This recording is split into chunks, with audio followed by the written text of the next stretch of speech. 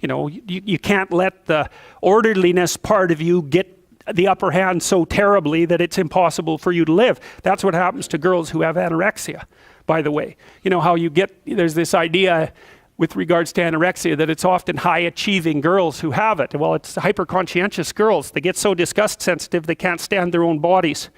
And so, for example, then they stop being able to look at their bodies properly. And so what they do, instead of looking at their whole body, they lose the ability to do that. They only can see parts of their body, and then they can't tell the difference between a part that's healthy and well-shaped and a fat part.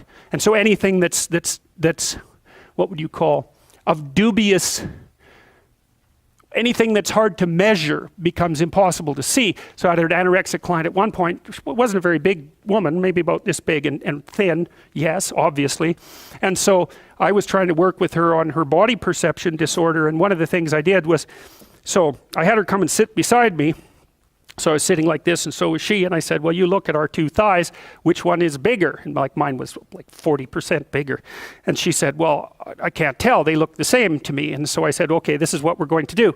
I let her do it. I said, you take a pencil, and I'll sit on a piece of paper, and you just trace my thigh, okay? And then you can put that piece of paper underneath your thigh and trace it, and then you can look at the difference. Well, so I had her do that, and she looked at the two pieces of paper, and she couldn't believe it. She could not believe that that was actually the case, because her perception had become so disordered that it was impossible for her to see the real shape of her body. And we would go outside, and I would ask her, is that person thin? Is that person fat? And with other people she could tell, but with her own body, not a chance. She couldn't see it properly at all.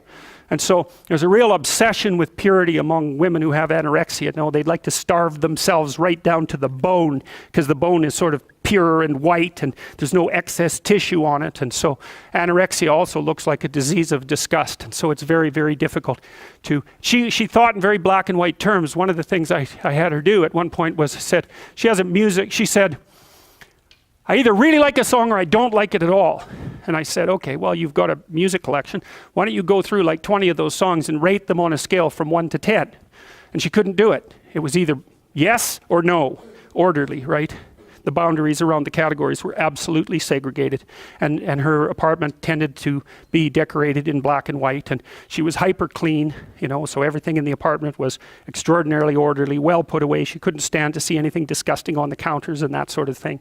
So very, very difficult disorder to treat, anorexia. Very, very difficult. So, and you can see how it can go wrong, because food, when you're eating, your disgust systems are on alert, like you want the thing you want to eat, and you absolutely don't want the thing you don't want to eat. And your mouth is very sensitive to that sort of thing, to the texture and all of that. And your sense of smell is very sensitive to that sort of thing, because, you don't want to eat anything that's contaminated or poisonous. So it's another situation like sex, where the reward system is driving you forward to engage in a consumatory behavior, but the disgust system is right there modulating and moderating it, and there's a tension between those two things that's always at work. And with the anorexic types, the disgust system gets the upper hand.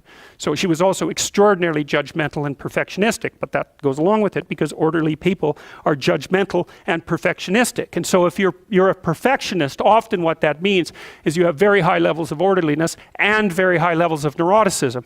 And those two things chase each other around like mad, because you can't stand the idea that you would make a mistake, and you get anxious about it as well. So then you get stuck in this perfectionistic mindset and you can't get out of it.